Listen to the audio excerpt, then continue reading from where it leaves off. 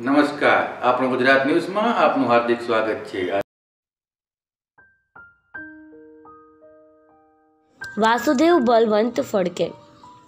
महाराष्ट्र की भूमि में शिवाजी जैसे तेजस्वी वीर जन्म लेते हैं।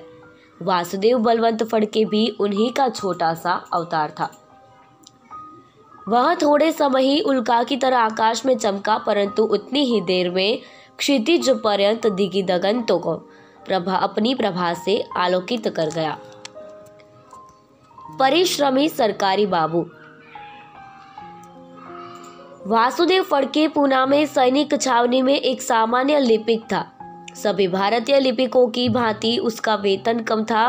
सभी राजभक्त कर्मचारियों की भांति वह बड़ी निष्ठा और परिश्रम से काम करता था। इस पर भी सभी भारतीय सरकारी कर्मचारियों की भांति उससे पशुओं जैसा व्यवहार किया जाता था। वह प्रायः कार्यालय के समय के बाद भी बैठकर काम करता था, पर उस दिन वह चाहता था किसी तरह काम पूरा करके समय पर दफ्तर से निकल जाए। जो फाइलें साहब के सामने पेश करनी थी उन्हें तैयार करके वह साहब के पास ले जाने वाला था ही कि उसी समय उसे तार मिला। माँ बीमार है, देखना हो तो तुरंत पहुंचो। वह फाइलें लेकर साहब के कमरे में गया। जब साहब फाइलें निपटा चुके तब उसने अपना छुट्टी का आवेदन सामने रख दिया। क्या है? साहब ने पूछा। माँ बीमार है सर, 3-4 दिन की छुट्टी चाहिए, फड़के ने विनीत भाव से कहा। छुट्टी? तुम जाकर क्या करोगे? तुम डॉक्टर हो? डॉक्टर तो नहीं हूँ सर, पर यदि माँ को कुछ हो गया तो उसके अंतिम दर्शन तो कर सकूंगा। वह भी मुझसे मिलने को बेचैन होगी। मरना जीना भगवान के हाथ है, न तुम कुछ कर सकते हो न कोई और। छुट्टी तो इस समय नहीं मिल सकती, पहले ही कर्मचारी कम है, कहकर साहब ने आवेदन वापस कर दिया। परंतु साहब मुझे छुट्टी अवश्य जाना है, फड़के ने दृढ़ता पूर्वक आग्रह किया। माँ से इतना प्रेम है तो त्याग पत्र दे दो। माँ से प्यार और सरकारी नौकरी साथ साथ नहीं चल सकते, साहब ने मशीन की तरह कहा। भाड़ में जाए ऐसी नौकरी। फड़के फाइलें उठाकर कमरे से निकल आया और कुछ ही मिनट बाद अपना त्याग पत्र लेकर साहब के पास फिर पहुंचा।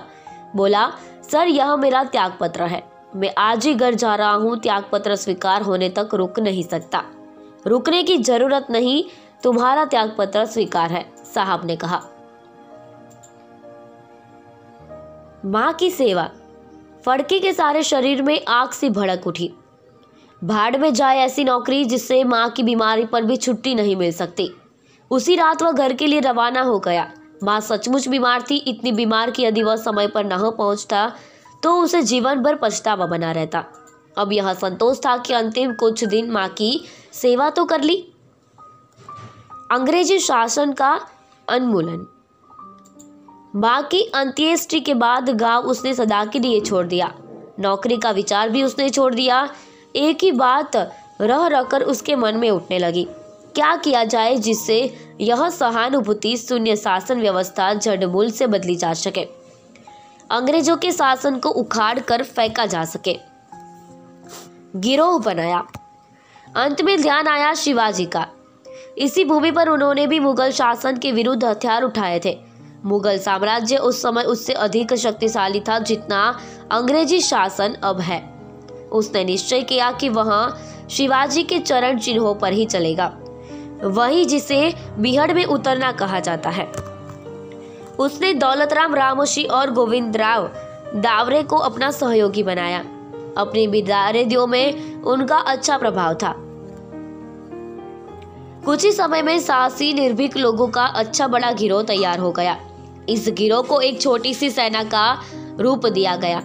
लोगों को हथियार चलाने का और मिलकर काम करने का प्रशिक्षण दिया गया।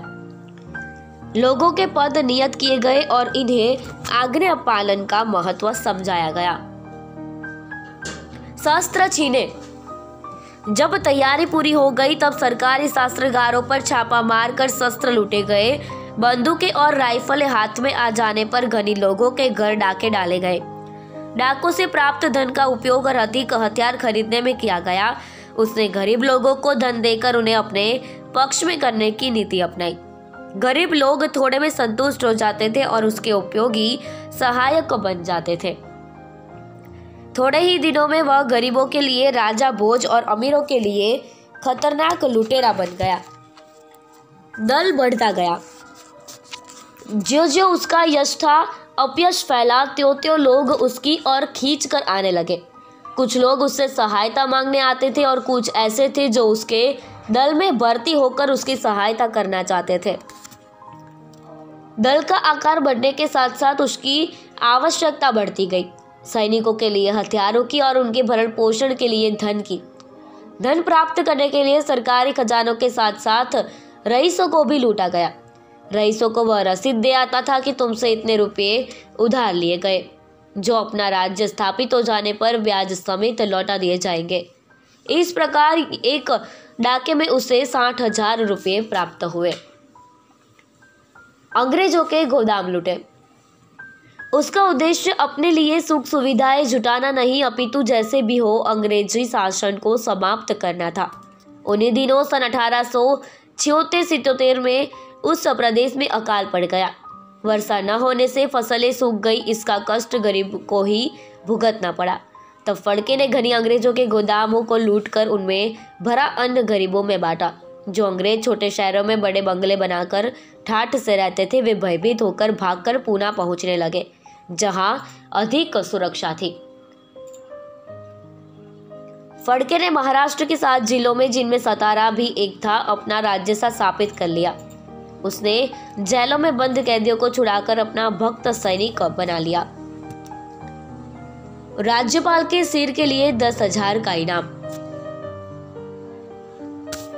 अंत में अंग्रेजी सरकार चेती। मुंबई के राज्यपाल ने घोषणा की कि जो भी व्यक्ति फड़के को जिंदा या मृत ले आएगा उसे 5,000 रुपये पुरस्कार दिया जाएगा। इसके कुछ ही दिन बाद फड़के ने घोषणा की कि जो कोई व्यक्ति मुंबई से राज्यपाल का कटा हुआ सिर लाकर मुझे देगा उसे 10,000 रुपये का नकद इनाम दिया जाएगा। फड़के की छोटी सी सेना खुली लड़ाई में अंग्रेजी सेना का सामना करने में समर्थ नहीं थी। उसकी शक्ति आक्रमण करने के बाद तुरंत भागकर तितर बितर हो जाने में ही थी। एक बार जब उसकी सेना तितर बितर होकर भाग रही थी, तब उसे बुखार हो गया। बेबस होकर वह एक मंदिर में जा लेटा। खबर पाकर घोरी सेना वहां पहुंच गई। वहां फड़के को गिरफ्तार कर लिया गया। अदन की जेल से भाग निकला। उसे आजीवन कारावास की सजा दी। उसे विदेश में अदन की जेल में रखा गया। समझा यह गया था कि अदन की जेल उसके लिए अवैध होगी, परंतु फड़के उनसे भी निकला भागा। लेकिन वहां के लोग उसकी भाषा नहीं समझते थे, इसलिए उसकी सहायता करने के बजाय उन्होंने उसे फिर जेल अधिकारियों के हवाले कर दिया। 17 फरवरी 1883 को देश की स्वाधीनता का स्वप्न देखने वाले इस महाविद्रोही ने परलोक के लिए प्रयाण किया। देश की स्वाधीनता का स्वप्न इतने लोगों ने इतनी आतुरता से देखा था कि एक दिन उसे सत्य साकार होना ही पड़ा।